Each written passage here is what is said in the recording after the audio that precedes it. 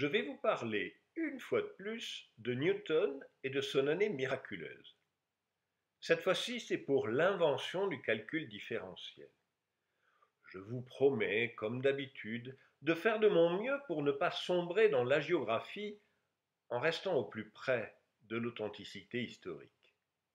Mais ça ne va pas être facile. Comme pour tous les grands hommes, on ne manque pas de portraits de lui, une fois sa célébrité acquise. Le voici l'année précédant sa mort. Mais 60 ans auparavant, à quoi ressemblait-il? L'université de Cambridge a placé la statue de son élève le plus illustre dans la chapelle du Trinity College, où il a étudié.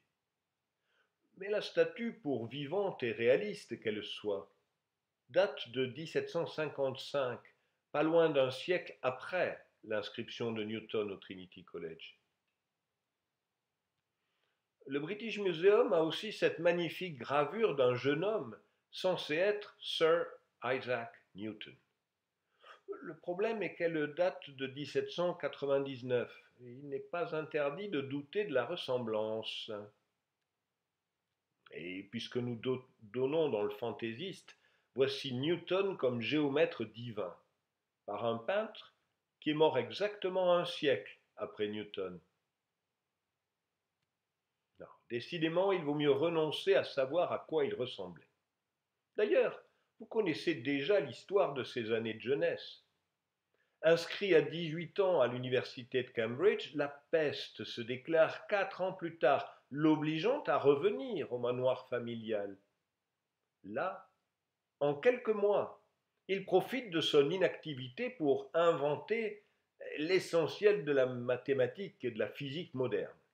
Et personne n'a jamais compris d'où il avait tiré tout cela. En gros, c'est presque cela qui s'est passé. Tout de moins, c'est presque conforme à ce qu'il a raconté. Mais essayons d'être plus précis. Nous disposons du témoignage de William Stukeley, qui a été son ami dans les dernières années de sa vie. Voici le manoir de Woolthorpe, selon Stukeley. Vous pouvez jouer au jeu des 7 erreurs avec la photo précédente, mais en gros, on dirait bien que nous parlons de la même maison.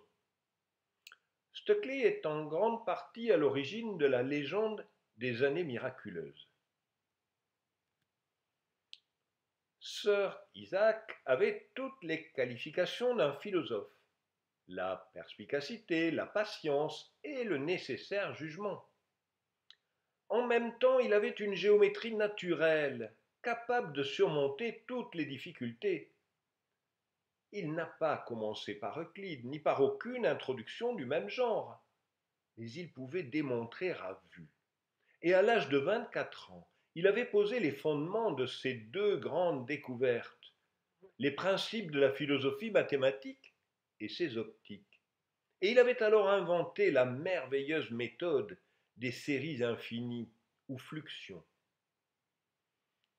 Oui, bon, Stukeley fait ce qu'il peut pour diffuser la légende, mais sur le plan scientifique, difficile de lui faire confiance.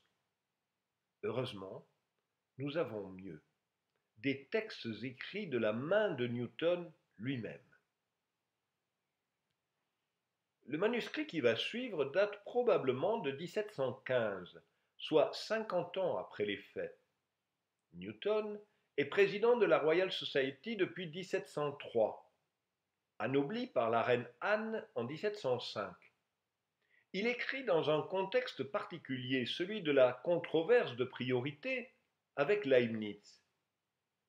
Son récit ne peut qu'être subjectif. Reste qu'il s'agit bien de son écriture et que les faits qu'il décrit sont précis. Au passage, je voudrais exprimer une fois de plus ma gratitude pour le magnifique travail de numérisation effectué à l'université de Cambridge dans le cadre du Newton Project. Ces milliers de pages de la main même de Newton me donnent des frissons dans le dos. Au commencement de l'année 1665, je trouvai la méthode des séries approximantes et la règle pour réduire n'importe quelle puissance d'un binôme à une telle série. La même année, en mai, je trouvai la méthode des tangentes de Grégory et Slusius.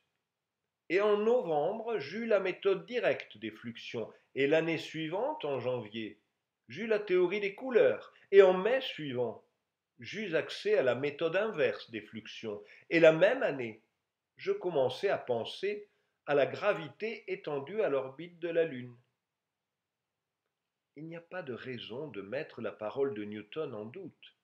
Selon ce qu'il écrit, en moins de 2 ans, alors qu'il avait entre 22 et 23 ans, il a découvert la formule du binôme, sa théorie de l'optique et la gravitation universelle. Et aussi, bien sûr, la méthode des séries approximantes, la méthode directe et inverse des fluxions, qui sont le sujet principal de cette histoire. Je tenterai plus loin de vous dire de quoi il s'agit. Mais continuons dans la même page.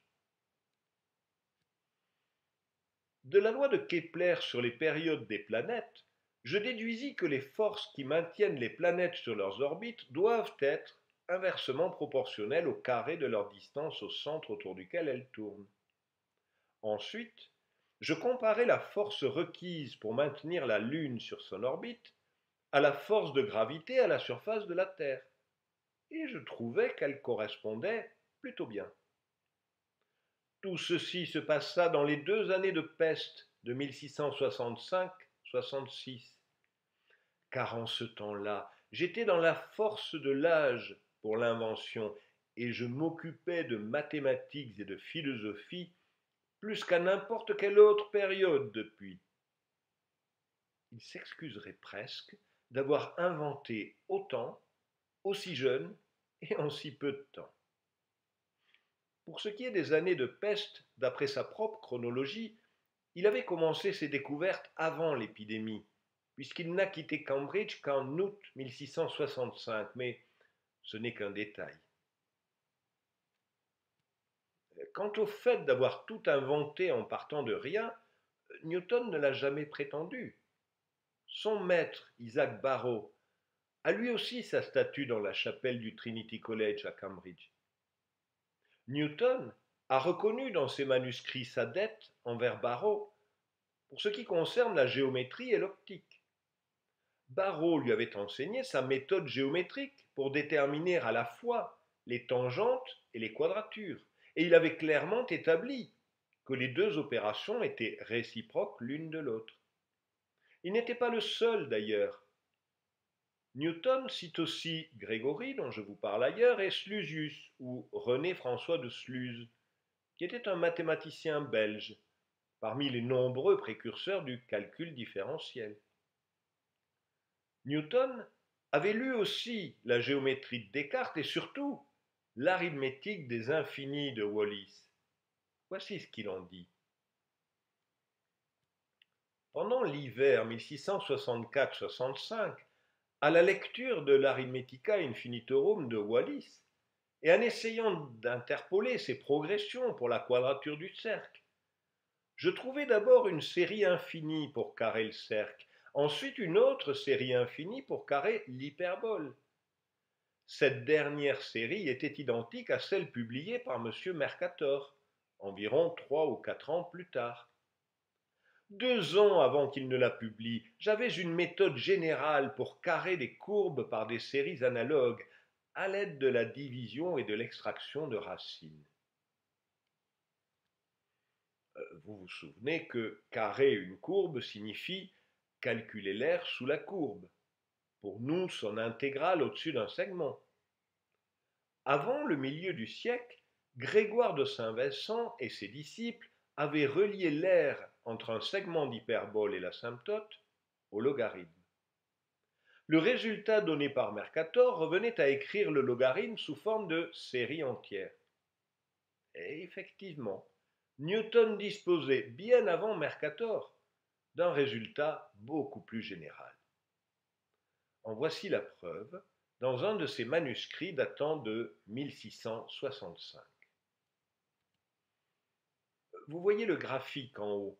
Newton précise que la longueur CD vaut 1, il note x la longueur DE, moyennant quoi le segment d'hyperbole ADEB a pour surface la primitive de 1 sur 1 plus x, soit x moins x2 sur 2 plus x3 sur 3, etc.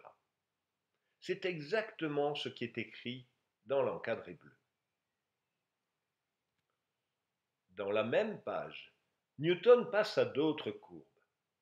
Dans le premier encadré bleu, il écrit les puissances de 1 moins x2. Puissance 1,5, 1, 3,5, 2, 5,5.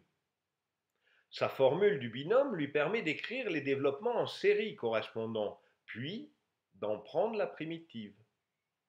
Une primitive conduit à des aires sous la courbe, en particulier des formules d'approximation de π, c'est-à-dire des quadratures du cercle. C'est le cas du second encadré bleu. En voici l'explication.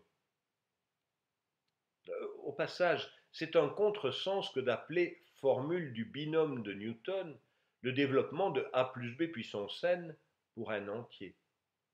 Cette formule-là était connue des Européens depuis la Renaissance, des Arabes depuis beaucoup plus longtemps, des Chinois et des Indiens encore bien avant eux. Non. Le véritable exploit de Newton est d'avoir écrit le développement en série de 1 plus x puissance alpha pour alpha positif ou négatif, entier ou fractionnaire, et d'avoir compris les multiples usages qu'il pouvait en faire, moyennant des primitives et des changements de variables. Par exemple, si vous prenez alpha égale 1,5, vous obtenez le développement de racine carrée de 1 plus x. En remplaçant x par moins x2, vous développez en série l'équation d'un cercle. Et en prenant la primitive, vous calculez des surfaces de morceaux de cercle. D'où la quadrature que Newton annonce. Remarquez qu'il pousse les développements en série jusqu'à l'ordre 13 et il ajoute ensuite ETC. Pour Newton, les développements en série qu'il manipule correspondent à des quantités concrètes. Il ne se pose pas la question des conditions de convergence.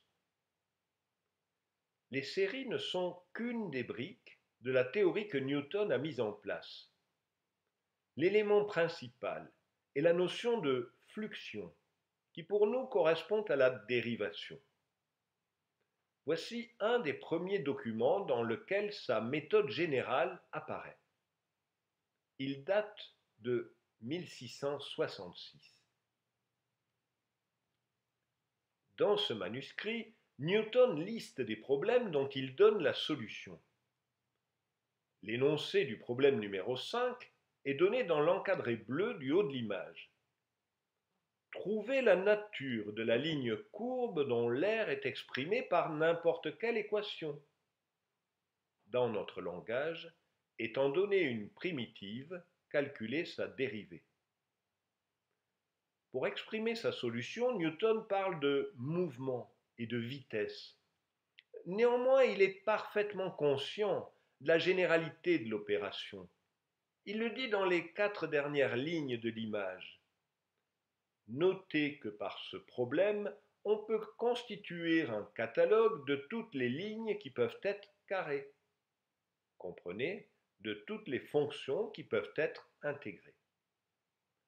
Un peu plus loin, dans le même manuscrit, on trouve le problème inverse. Il s'agit du problème 7. La nature de n'importe quelle ligne courbe étant donnée, trouvez son aire quand c'est possible. Comprenez, trouvez sa primitive. Avec ces deux problèmes, Newton exprime ce que nous appelons le théorème fondamental de l'analyse, qui n'a été perçu comme fondamental que bien après Newton.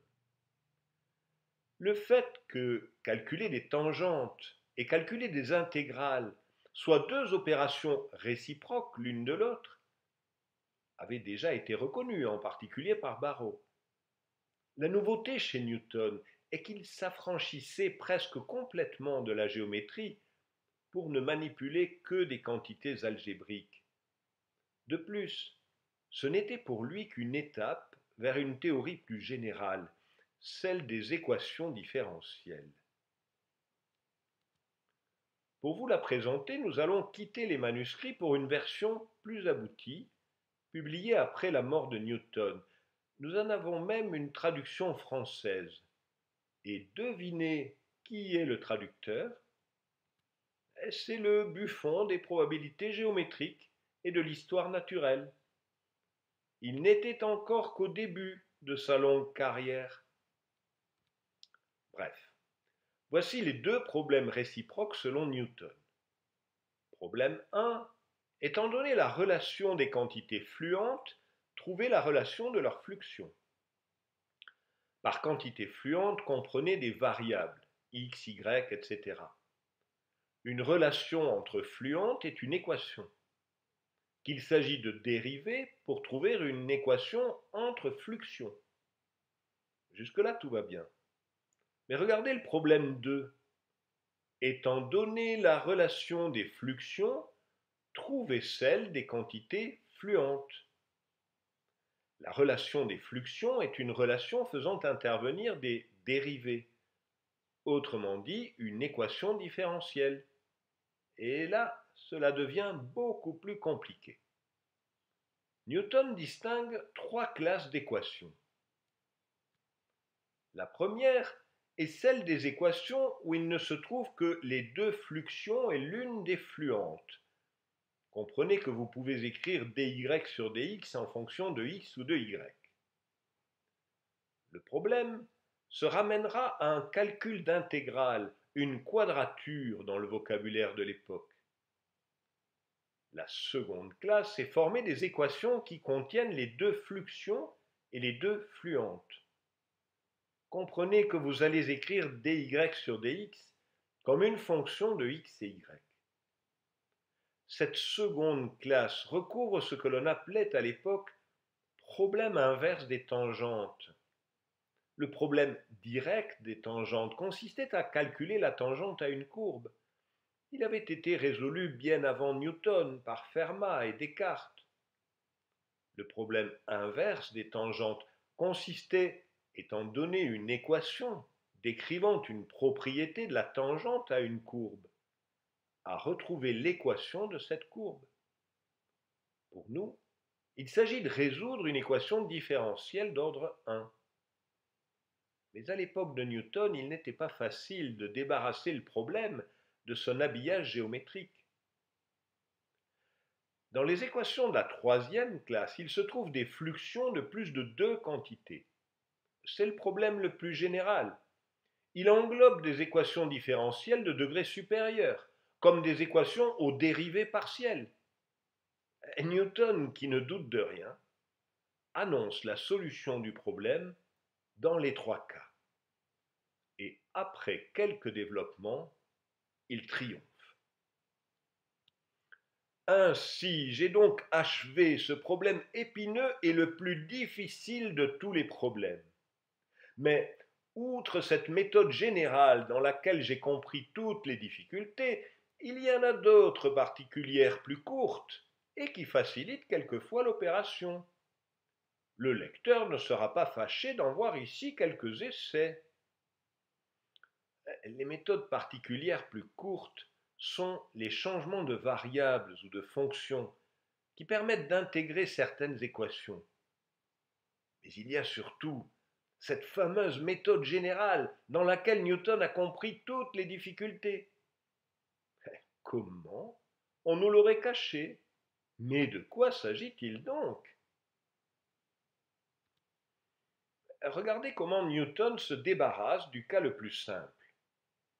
Il se donne une équation dans laquelle interviennent les fluxions et la variable. En prenant, dit-il, x pour la quantité corrélative et en réduisant l'équation par un tour de passe-passe, le rapport des fluxions y point sur x point s'écrit comme une série en x. 1 plus x2 moins x4 plus 2x6, etc. Il ne reste plus qu'à intégrer terme à terme, ce qu'il fait en multipliant d'abord par x puis en divisant chaque terme par sa dimension. Et hop, Voici y exprimé en fonction de x. Magique, non? Il y a encore plus fort. Voici une équation de la seconde classe. Dans notre langage, la dérivée de y par rapport à x est 1 moins 3x plus y plus x2 plus xy. Elle est donc fonction à la fois de x et de y. Ce que Newton décrit, c'est un algorithme itératif qui permet de calculer l'un après l'autre les termes d'une série qui approche la valeur de y.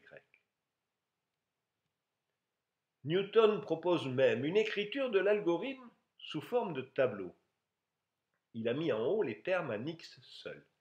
Dans la colonne de gauche apparaissent les termes qui contiennent la fonction inconnue, y. Chacun correspond à une série. Il ne reste qu'à ajouter tous les termes pour fabriquer la série de la ligne somme. Et cette série intégrée terme à terme par la méthode précédente donne la solution dans la dernière ligne. Magique, je vous dis. Mais Newton croyait-il vraiment que sa méthode résolvait toutes les équations différentielles? Ben non, bien sûr. Vous ne l'imaginez tout de même pas naïf à ce point. Quand il expose sa méthode à destination de Leibniz, dans une lettre datée du 24 octobre 1676, voici comment il conclut.